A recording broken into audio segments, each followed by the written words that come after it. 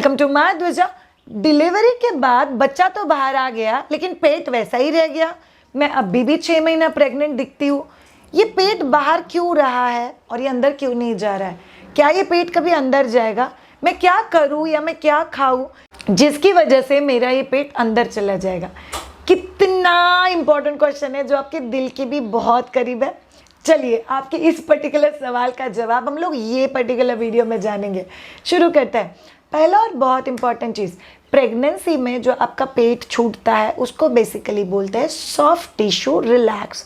सो pregnancy में uterus को बढ़ने के लिए आपके ब्रेन में से एक सिग्नल जाता है जो कहता है यूट्रस को कि बढ़ने वाले बच्चे के साथ आराम से बढ़ो, उसमें कोई भी दिक्कत नहीं आनी चाहिए। तो सारे सॉफ्ट टिश्यू रिलैक्स हो जाते हैं और वो मस्त बढ़ता है। इसीलिए प्रेगनेंसी में स्टमक बहुत हद तक एक्सपांड हो जाता है। इसी एक्सपांशन में स्टमक का जो सेंटर मसल होता है जिसको डायस्टेसिस रेक्टाई बोलते हैं वो फट जाता है। मतलब समझ लो एक पूरा सर्कल है और उसका सेंटर फटा हुआ है, तो ये पूरा सर्कल जो पकड़ा हुआ था वो भी ऐसे लूज लटक रहा है। इसीलिए डिलीवरी के बाद आपका स्टमक बहुत लूज लटकता है। दूसरा बहुत इंपॉर्टेंट चीज़, बहुत सारी लड़कियों का प्रेगनेंसी में जो डाइट होता है वो लोगों का प्यार कुछ ज़्यादा ही बढ़ता है। मैं हमेशा बोलती हूँ वज़न बढ़ाने के लिए पूरा खानदान हेल्प करेगा, वज़न कम करने के लिए कोई हेल्प नहीं करने वाला।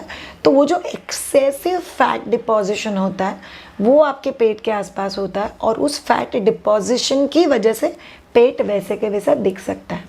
तीसरा बहुत इंपॉर्टेंट रीज़न, बहुत सारे लोगों को ऐसा लगता है कि बच्चा तो पेट के अंदर है, बच्चा बाहर निकल जाएगा तो मेरा तो 5-7 किलो ऐसे ही कम हो जाएगा और पेट इमीडिएटली पुश करके बंद हो जाएगा। ऐसा नहीं होता है। आपका पेट बड़ा है, यूट्रस भी बड़ा है, बट वो फर्मली अपनी जगह पे है।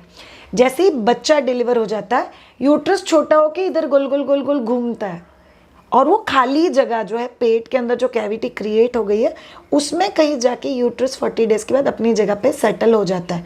और ये जो खाली पेट था बिकॉज अभी उसके अंदर बच्चा नहीं है वो लटकने लग जाता है।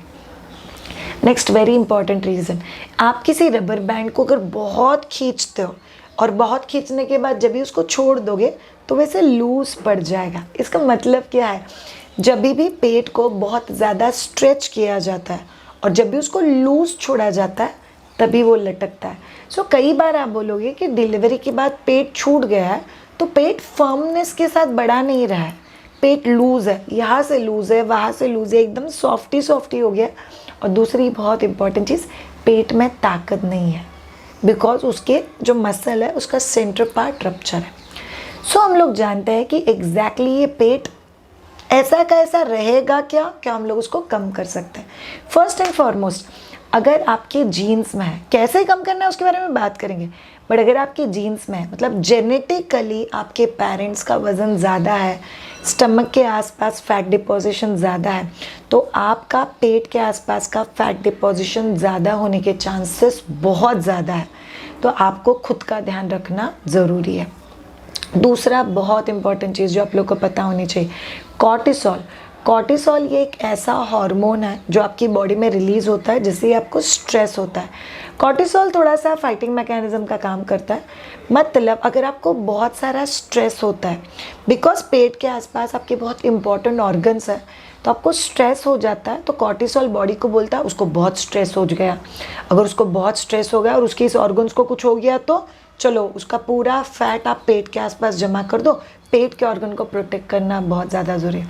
सो आपके पेट के एरिया को प्रोटेक्शन करने के चक्कर में आपके पेट का फैट डिपोजिशन बढ़ के पेट छूटने लग जाता है। So is stress.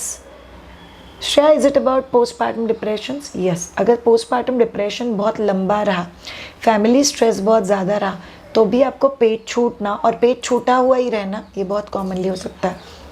Reason number 3, अगर आप लोगों को थायराइड या डायबिटीज़ इसमें से कोई भी एक चीज़ प्रेगनेंसी में हुई है, थायराइड अपने आप में आपकी बॉडी में फैट डिपोजिशन होने देगा बिकॉज वो फैट बर्निंग को लॉक कर देता है।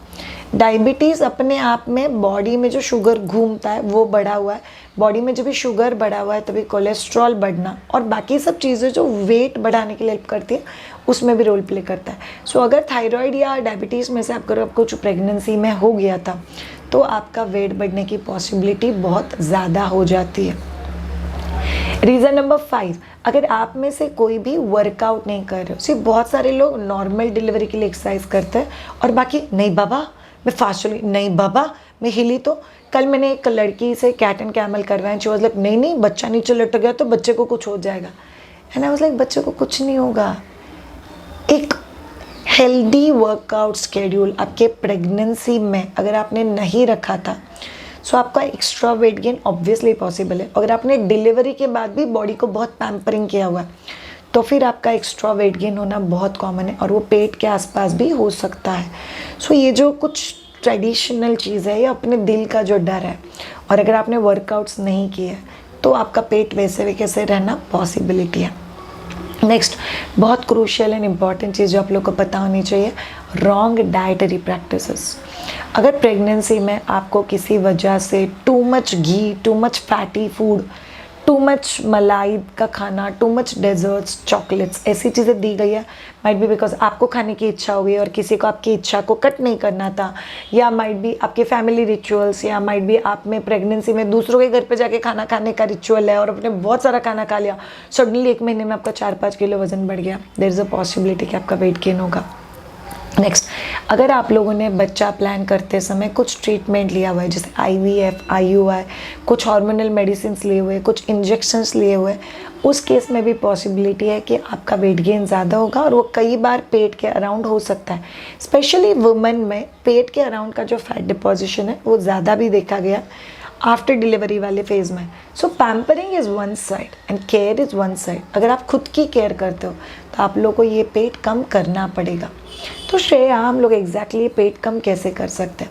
अगर आपको पेट कम करना है तो सबसे पहले कुछ मिथ्स को जान लो जिसको आप फॉलो नहीं कर सकते।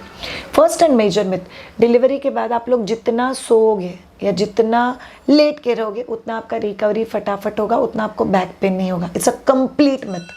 आप जितना सोओगे, जितना लेट के रहोगे और खाना खाने के बाद मूवमेंट्स नहीं करोगे, उतना आपका रिकवरी डिले होगा और वेट गेन भी एक्सेस होगा। दूसरा मिथ, आपको सब कुछ पतला पतला करके बहुत सारा खाना खाना चाहिए। नो, पतला करके आप ज़रूरत से ज़्यादा खाना खाते हो, ओरल रिस्पॉन्स नहीं मिलता है, डाइजेशन प्रॉपर नहीं होता है, बिकॉज वो डायरेक्टली पेट में लिक्विड फॉर्म में जाता है, उसका डिपोजिशन भी ज़्यादा होता है। तीसरा चीज़, डिलीवरी के बाद कई सारे रिचुअल्स में सिर्फ मीठा खाना ज़्यादा दिया जाता है, कंसिडरिंग तीखा खाने से आपको एसिडिटी हो जाएगी। यस, मसालेदार गरम मसाले वाला खाने से आपको एसिडिटी हो सकती है, बट नॉर्मल स्पाइस का खाना जो हम लोग रूटीनली घर में खाते हैं वो आप लोग को फॉर श्योर लेना है, उसमें कोई गड़बड़ नहीं है, आप लोग ले सकते हो। चौथा बहुत इंपॉर्टेंट चीज़, फ्रूट्स नहीं दिए जाते डिलीवरी के बाद। अगर आप लोग फ्रूट्स लोगे तो आपके बच्चे को तकलीफ हो जाएगा, सर्दी खांसी हो जाएगा, that's a complete myth. Fruits आपके दूध के क्वालिटी को एनहांस करता है, इसीलिए आपने फ्रूट्स लेना भी बहुत ज़्यादा ज़रूरी। पांचवा, वर्कआउट अलाउड नहीं किया जाता। कई सारी जगह पे ये मिथ है कि आप अगर वर्कआउट कर लोगे तो आपका ब्रेस्ट मिल्क सप्लाई कम हो जाएगा, वर्कआउट करोगे तो स्टिचेस खुल जाएंगे। This are complete myths. तो आप लोग को इंश्योर करना है कि आप लोग कंपल्सिव बेसिस पे ये सारे मिथ्स को बर्स्ट करो। जब भी आप इन सारे मिथ्स को छोड़ दोगे, घी बहुत ज़्यादा नहीं खाना है, सो के नहीं रहना है, मुझे वर्कआउट करना है, तभी आप लोगों को पता चलेगा कि इस चीज़ का एग्जैक्टली बेनिफिट क्या होता है और आप लोग ये पेट कम कर सकते हो। आफ्टर डिलीवरी वर्कआउट कभी चालू करना होता है? 40 डेज़ के बाद अगर आपको एक्सरसाइजेस करने हैं तो strength exercises for new mom, एक माइद्विजा का कोर्स है, आप लोग वो ले सकते हो। वो आपका बेसिक बेल्ट का हीलिंग कर देगा और एक बार 3 महीने हो जाने के बाद आप लोग ज्वाइन कर सकते हो 100 days weight loss challenge with माइद्विजा। 100 डेज़ वेट लॉस चैलेंज क्या है उसका वीडियो आपको यूट्यूब चैनल पर मिल जाएगा, मैं वो वीडियो यहाँ पर भी लिंक कर दूँगी, आप लोग एक बार देख लेना। अब आते हैं नेक्स्ट, हम लोग क्या करें ताकि ये पेट कम हो जाए। पहली और बहुत इंपॉर्टेंट चीज़, 3 महीने बेल्ट बांधो। बेल्ट बांधने से पेट कम नहीं होता है, वो बेल्ट का फर्दर सैगिंग रुक जाता है और बैक के ऊपर जो प्रेशर आ रहा है वो भी बहुत हद तक कम हो जाता है। दूसरा बहुत इंपॉर्टेंट चीज़, डिलीवरी के तीसरे या चौथे दिन से ही वॉकिंग शुरू कर दो। 40 डेज़ के बाद स्ट्रेंथ एक्सरसाइजेज शुरू कर दो और 3 महीने के बाद वेट लॉस प्लान करो। तीसरा बहुत इंपॉर्टेंट चीज़, नॉर्मल डिलीवरी है तो तीसरे दिन से, और अगर सी सेक्शन है तो 10th डे के बाद आपको 10 मिनट के लिए पेट के ऊपर सोना शुरू करना है। आपके पेट के ऊपर सोने से पेट का जो बल्ज है वो बहुत हद तक कम हो जाता है और ये आपके लिए बहुत ज़्यादा सेफ है, जो आपको हेल्प करेगा। चौथा बहुत इंपॉर्टेंट चीज़, वाइजली खाना खाओ, हाई प्रोटीन खाना, जैसे पनीर है, सोया है, चिकन है, अंडा है, दही है। सो हाई प्रोटीन बेस्ड खाना अगर आप लोग खाते हो तो ये आप लोग को बहुत ज़्यादा हेल्प करता है पोस्ट डिलीवरी वेट मेंटेन करने के लिए। 5वां बहुत इंपॉर्टेंट चीज़, पानी पियो। आप लोग पानी जितना पियोगे उतना आपके लिए बहुत ज़्यादा अच्छा। 6th वे जिसे आप पेट कम कर सकते हो, आप बेड रेस्ट पे सोने वाले पेशेंट नहीं हो, इसलिए पेशेंट की तरह खुद को ट्रीट मत करो।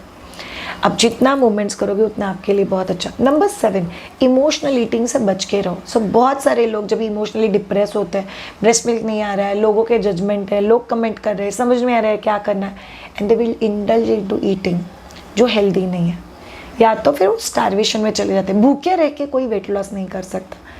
सो आप लोग को ध्यान में रखना, इमोशनल ईटिंग या इमोशनल फास्टिंग दोनों ही चीज़ों से आपको दूर रहना है। स्ट्रेस हो रहा है, मैं समझ रही हूँ।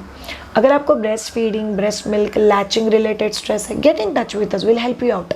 सो इनफैक्ट मायदुजा में कोर्सेज भी है, breast feeding, emotional management, weight loss, बच्चे का सॉलिड फूड, बच्चे के साथ प्ले आइडियाज़, उसी के साथ हम लोग प्लान कर सकते हैं toddler nutrition, stop breast feeding, sleep training, सब कुछ प्लान हो सकता है। सो आपको ख्याल रखना है। नेक्स्ट वेरी इंपॉर्टेंट थिंग, अगर आप लोग का स्लीप ठीक से नहीं होता है तो वो मेलेटोनिन हार्मोन को भी कॉम्प्रोमाइज़ करता है। So sleep is one of the thing जो प्रॉपरली डीप सोने से कनेक्टेड नहीं है, बट आइज़ क्लोज करके स्क्रीन फ्री आपको मिलने वाला रेस्ट, ये आपको मिलना बहुत ज़्यादा ज़रूरी। नंबर 8, खुश रहो। अगर आपको एक्चुअली वेट लॉस करना है, सो क्रिप करना छोड़ दो खुद के वेट के बारे में, ये नहीं हो रहा है, वो नहीं हो रहा है, घुटने में दर्द हो रहा है, मेरे तो वज़न कम ही नहीं होता है। हम लोग अगर खुद के ऊपर जजमेंट पास कर लेते हैं ना, तो दुनिया में और कोई नहीं है जो हमको हेल्प कर पाएगा। सो आप लोग को खुद को ध्यान रखना है कि बी एम्पैथेटिक टुवर्ड्स योरसेल्फ, कि ओके मैं ऑनेस्टली कोशिश करूँगी तभी होगा। चाहे कब तक ये वज़न कम होना चाहिए, आपके बच्चे के फर्स्ट बर्थडे से पहले या फर्स्ट बर्थडे तक आप आपके प्री प्रेगनेंसी वेट तक पहुँच जाने चाहिए। ये आपके लिए दिया हुआ टारगेट है और ये आपको खुद के लिए फुलफ़िल करना है, ठीक है। अगले सैटरडे हम आपके लिए वर्कआउट का वीडियो भी करेंगे। अगर किसी को घर पे पेट कम करने के लिए वर्कआउट्स करना है तो 15 से 20 मिनट का do it along workout Shreya के साथ, वो भी आप लोग कर सकते हो। सो जस्ट कीप वॉचिंग मायदुजा। अगर आपको आपकी पूरे जर्नी में कभी भी मुझसे ट्रेन होना है, just get in touch with us on www.maiduja.com। Have a great time, bye bye.